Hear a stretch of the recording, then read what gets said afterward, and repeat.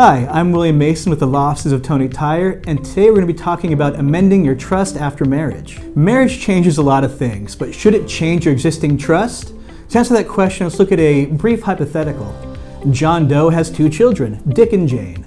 John purchases a home on Evergreen Lane and transfers that home to the John Doe Revocable Trust. Wanting to leave his children an asset that can later be used to provide for their own growing families, John designates Dick and Jane as the trust's beneficiaries. A year later, John meets Mary, and the following summer, John and Mary are married. John does not want Mary to have any interest in the Evergreen Lane property, as that property is meant to provide for Dick and Jane upon his death. A year later, John dies. Should John have amended his trust following his marriage to Mary? The short answer is yes.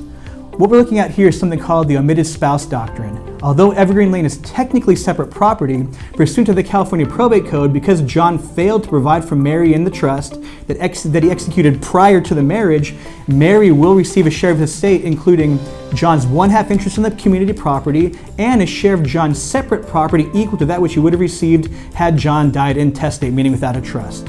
Fortunately, the California Probate Code does provide you with an out so that you don't end up like John.